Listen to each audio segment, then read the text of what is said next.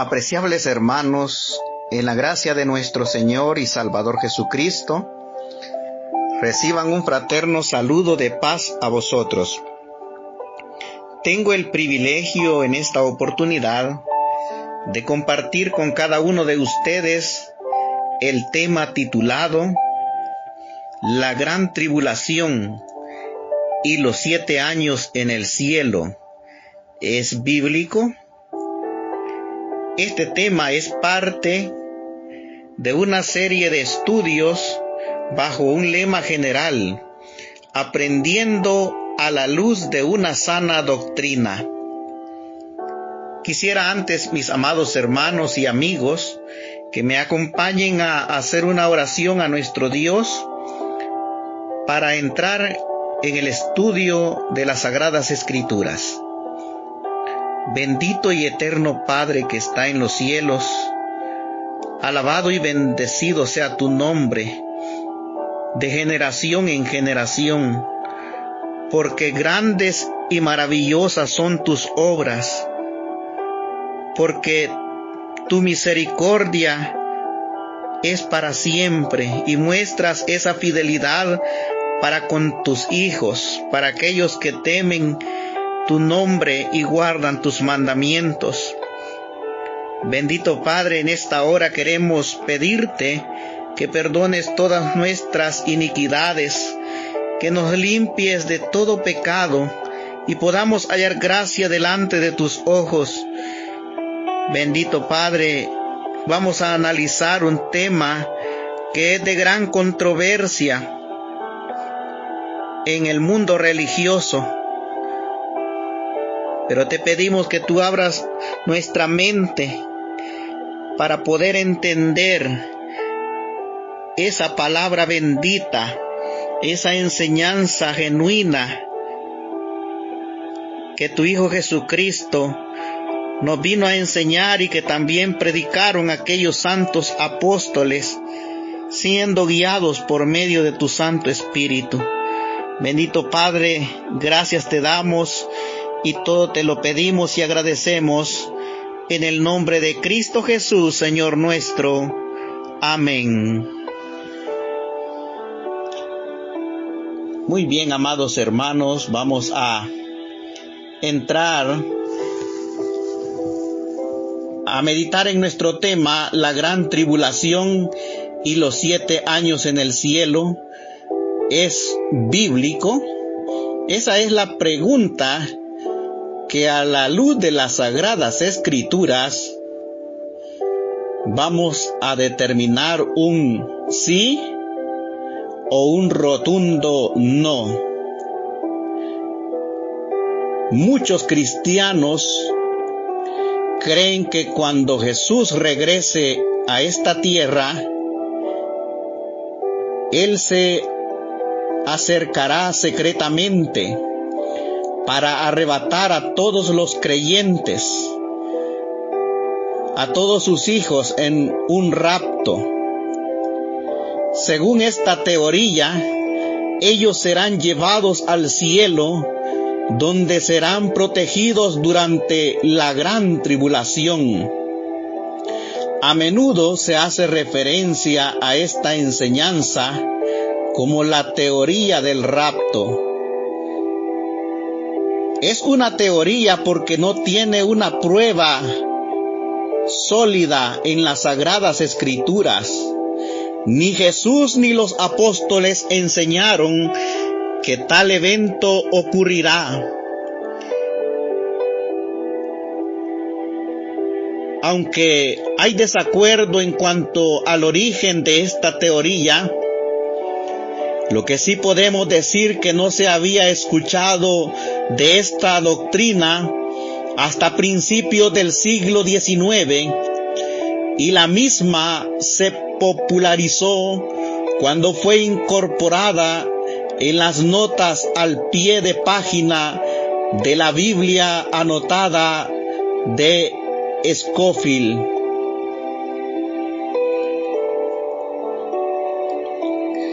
Esta enseñanza del rapto secreto en palabras sencillas, es la enseñanza que dice que Jesús regresará 2 veces. Vamos a estudiar 2 presuposiciones de la doctrina del rapto. La primera de ellas es que los defensores de esta teoría sostienen que el pueblo de Israel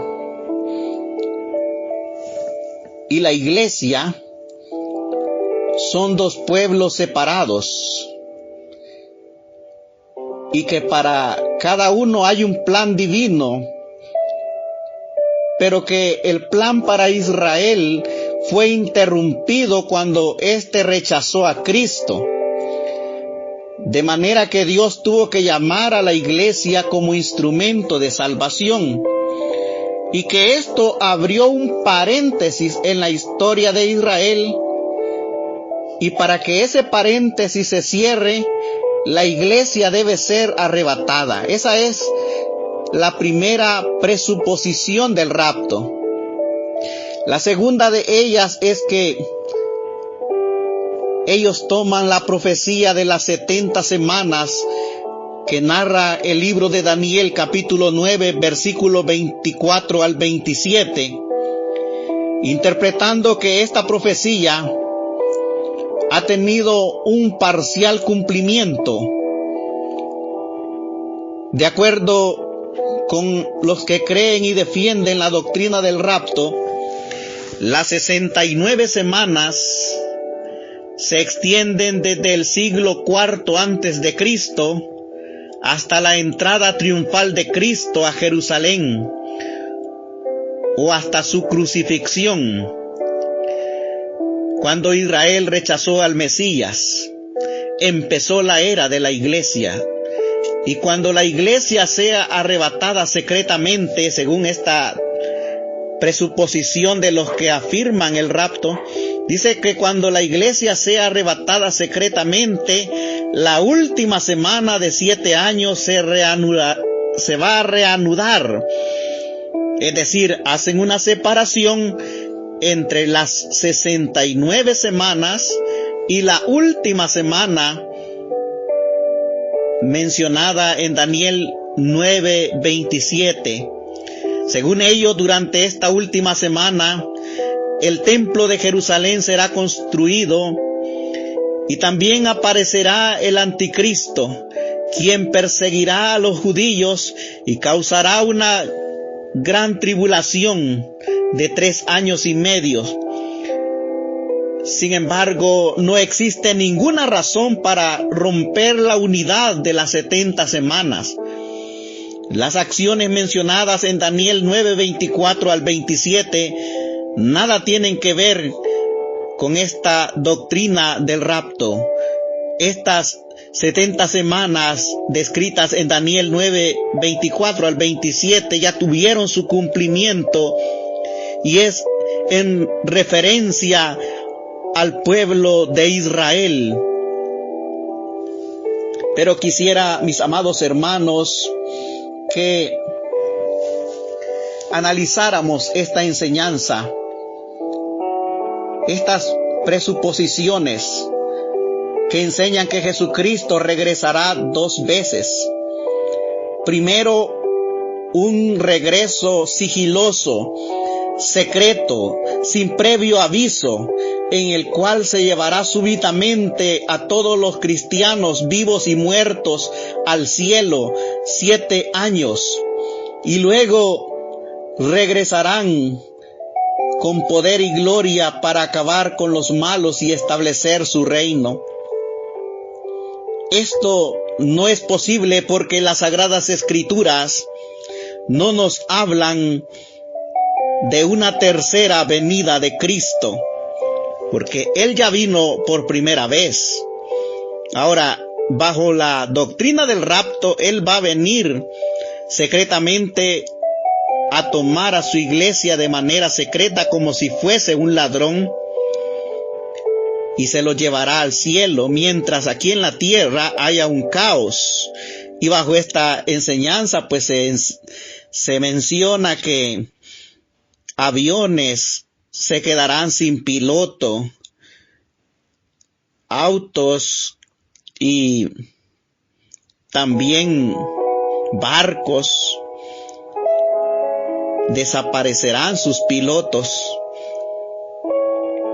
y toman algunas referencias como por ejemplo cuando Jesús dijo que 2 estarían en el campo, uno será tomado y el otro será dejado.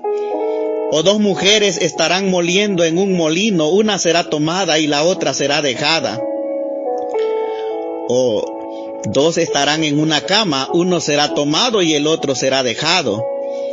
Cuando Jesús mencionó estos ejemplos, simple y sencillamente hacía alusión que en esta tierra hay 2 clases de personas: aquellas que están preparándose para su regreso y aquellas personas que están llevando una vida desordenada y vacía, y que a su regreso uno irá a recibir en las nubes al Señor y el otro pues tendrá que afrontar las consecuencias de su desobediencia. Será destruido con el resplandor de su venida. El promotor de la teoría del rapto fue un hombre llamado John Nelson Darby, un predicador inglés del siglo XIX, quien formuló la doctrina del rapto y comenzó a promoverla en el decenio de 1830. Fue el fundador de la iglesia de los hermanos de Plymouth y se ideó un modo de interpretar la Biblia basado en distintas dispensaciones. La idea era que Dios ha tenido diferentes reglas para diferentes grupos humanos en diferentes momentos de la historia.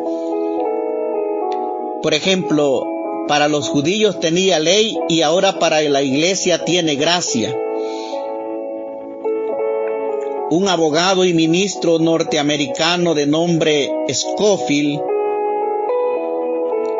que es el mismo que publicó la notable Biblia Scofield a comienzos del siglo XX, refinó y difundió las enseñanzas de Darby.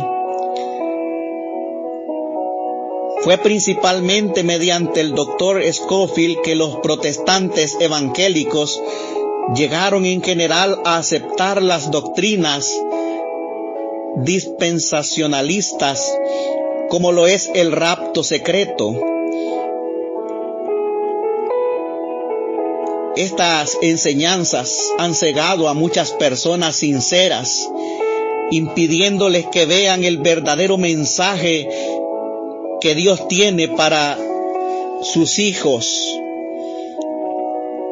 Los defensores de la idea del rapto invocan el capítulo 4 de la primera carta de Tesalonicenses como su primer y principal prueba de una venida secreta.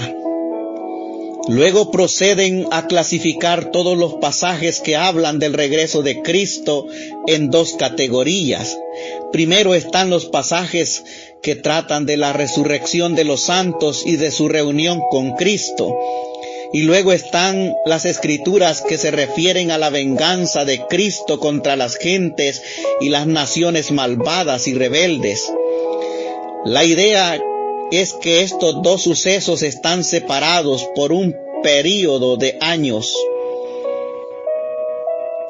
¿Hablará las escrituras de la venida de Cristo en 2 fases? Todo lector que sea serio en meditar en las sagradas escrituras entenderá que esto es antibíblico. La palabra de nuestro Dios nos dice de la manera siguiente en Hebreos capítulo 9, versículo 27. Y de la manera que está establecido para los hombres, que mueran una sola vez, y después de esto el juicio. Así también Cristo fue ofrecido una sola vez para llevar los pecados de muchos.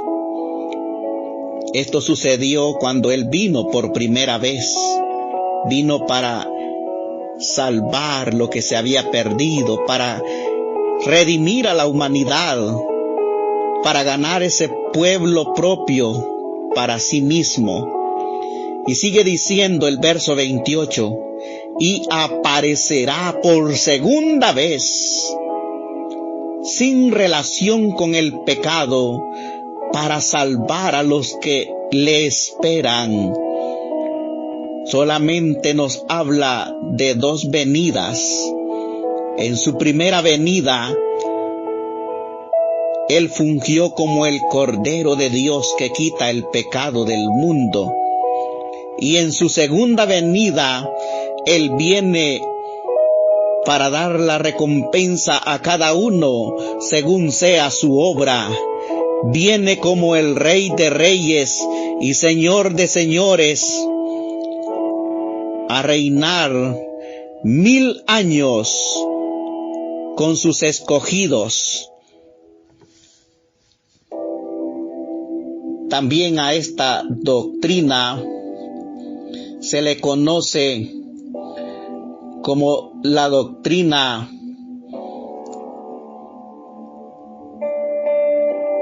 del rapto pretribulacional. Y los hombres que defienden esta teoría creen que la venida de Cristo ocurrirá antes de que la tribulación empiece. Según ellos, esos 7 años la iglesia será arrebatada al cielo, a lo que se conoce como las bodas del Cordero, mientras que aquí en la tierra habrá caos por el anticristo. Y como ya mencionaba, esto lo toman de la idea que las 70 semanas del profeta Daniel aún tienen una porción que no se ha cumplido, y es la semana número 70. Y esos 7 años, según ellos, es el tiempo de la iglesia en el cielo. Pero semejante idea es absurda, pues se saca el texto fuera de su contexto para cimentar una falsa enseñanza. Quisiera que analizáramos primeramente la primera epístola del apóstol Pablo a los tesalonicenses, capítulo 4, versículo 13.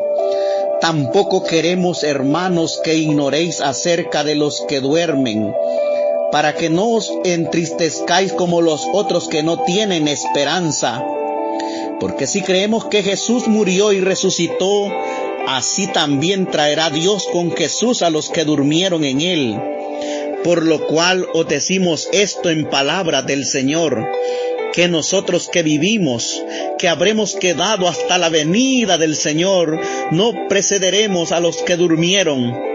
Porque el Señor mismo, con voz de mando, con voz de arcángel y con trompeta de Dios, descenderá del cielo, y los muertos en Cristo resucitarán primero.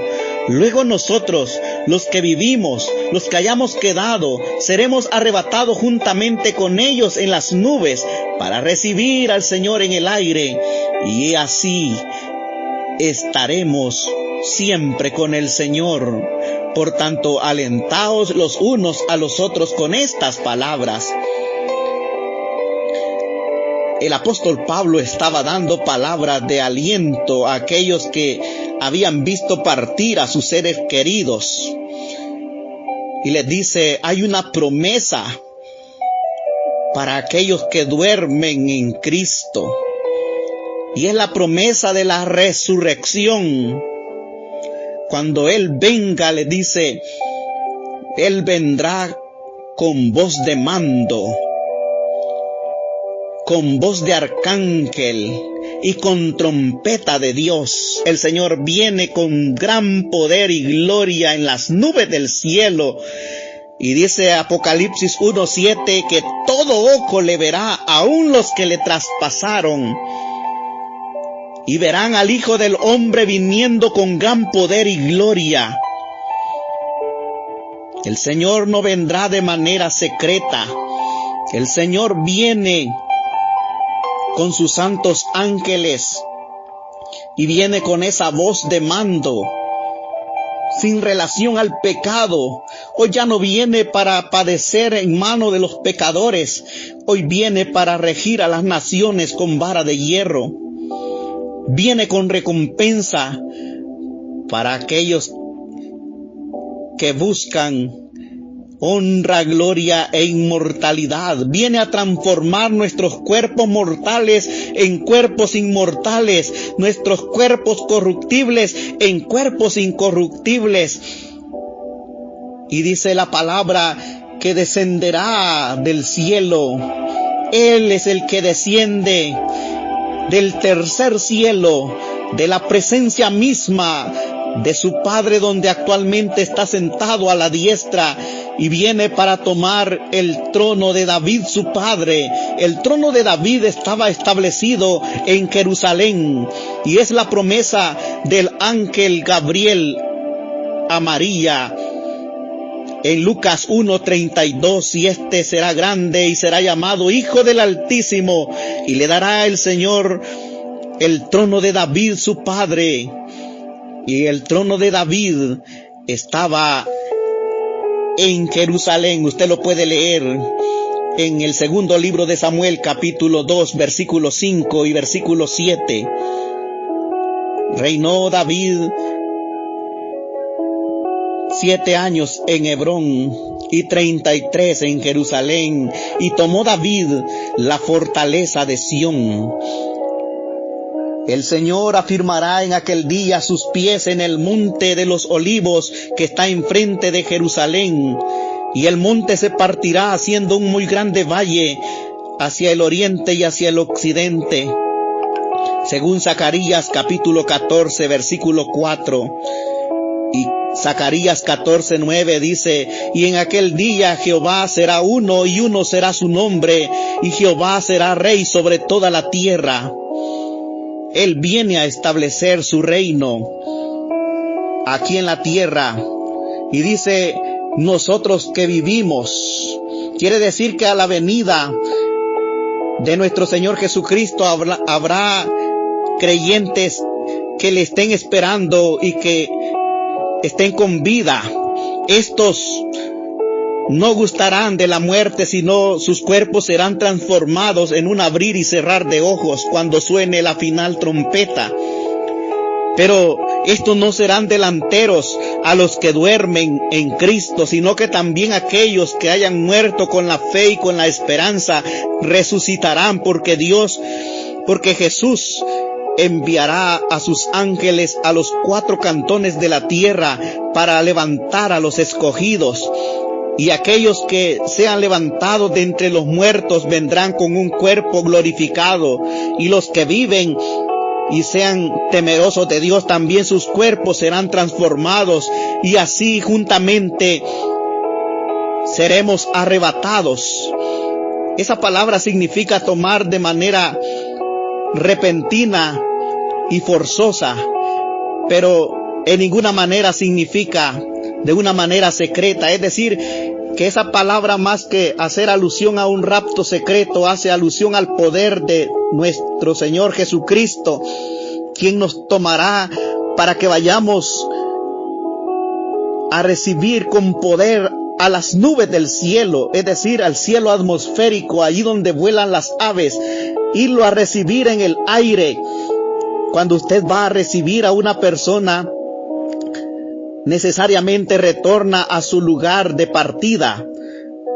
Cuando vamos a recibir a un familiar a un aeropuerto, nos regresamos, porque la palabra recibir, eso implica de que usted va a traerlo para volver al lugar de partida y no para irse de donde viene el visitante. El Señor viene del cielo, viene a esta tierra a establecer su reino. Nosotros vamos a encontrarlo con gran alegría y dice Zacarías, y vendrá mi Dios y con él todos los santos. Zacarías lo que está viendo es el regreso de ese pueblo de allí de las nubes que vuelve juntamente con Jesús al monte de los olivos. Pero eso será en el mismo día. No es que nos vamos para el cielo 7 años mientras aquí se está dando la gran tribulación. Recuerde que el Señor viene posterior a las 7 plagas postreras que son llamadas la ira de Dios en Apocalipsis capítulo 15 versículo 1. E inmediatamente después de la tribulación el Señor viene. El Señor viene a reinar. Entonces, mis amados hermanos, entendemos a la luz de las Escrituras que el Señor no viene de manera secreta. El Señor no se llevará a su pueblo al cielo, porque el cielo le pertenece únicamente a Él. Nadie subió al cielo sino el Hijo del Hombre que descendió del cielo. Juan capítulo 3 versículo 13. Y Salmo 115, 16 dice, los cielos son los cielos de Jehová y ha dado la tierra a los hijos de los hombres, porque para ese propósito la formó, la compuso, la ordenó para que fuese habitada por nosotros. Primera de Corintios 15, 51 al 53 dice, aquí os digo un misterio, todos ciertamente no dormiremos, mas todos seremos transformados en un momento, en un abrir de ojos a la final trompeta, porque será tocada la trompeta y los muertos serán levantados sin corrupción y nosotros seremos transformados, porque es menester que esto corruptible sea vestido de incorrupción y esto mortal sea vestido de inmortalidad. ¿Cuándo sucede esto? A la venida del Señor Jesús, cuando Él venga con ese sonido de trompeta. El Señor transformará nuestros cuerpos débiles y mortales a cuerpos celestiales, a cuerpos incorruptibles. Nos revestirá de esa vida eterna y reinaremos 1000 años con Él sobre la tierra, y después Jesús le entrega ese reino a su Padre, que le sujetó a Él todas las cosas. El postrer enemigo que será destruido será la muerte. Nosotros esperamos ese regreso, esa manifestación gloriosa de nuestro Señor Jesucristo, pero no un rapto secreto. Quiera Dios, hermanos, que estos pocos versículos que hemos analizado nos sirvan para ceñirnos más a su palabra y para prepararnos para ir al encuentro de nuestro Señor a las nubes, y así, es decir, unidos y transformados, estaremos para siempre con el Señor. Ya nada nos separará. El encuentro entre Jesús y los redimidos es lo que se conoce como las bodas del Cordero. El Señor está preparando a su iglesia, una iglesia que no tiene mancha, ni arruga, ni cosa semejante, para presentársela a sí mismo como esa esposa que anhela su regreso, y el Espíritu dice, ven. Sí, Señor Jesús, ven pronto. La novia espera al novio para contraer nupcias, y así estaremos para siempre con el Señor sobre esta tierra. Que el Señor, hermanos, añada bendición a su palabra. Vamos a orar. Les pido me acompañen. Bendito y eterno Padre Celestial, te damos gracias por tu palabra. Te pedimos que tú la hagas prosperar en los corazones de aquellos que la han recibido. Y que estas teorías, bendito Dios, que han surgido y han distorsionado la mente y los corazones de muchos que, creyendo estar en la verdad, han sido engañados. Te pedimos que tú abras sus ojos para que vean y entiendan y vengan al arrepentimiento. Ayúdanos, buen Padre Celestial. Te lo rogamos en el nombre de Jesús. Amén. Jehová te bendiga y te guarde. Haga Jehová resplandecer su rostro sobre de ti y haya de ti misericordia. Jehová alce a ti su rostro y ponga en ti paz. Tuvo el placer de predicar para usted la Iglesia de Dios.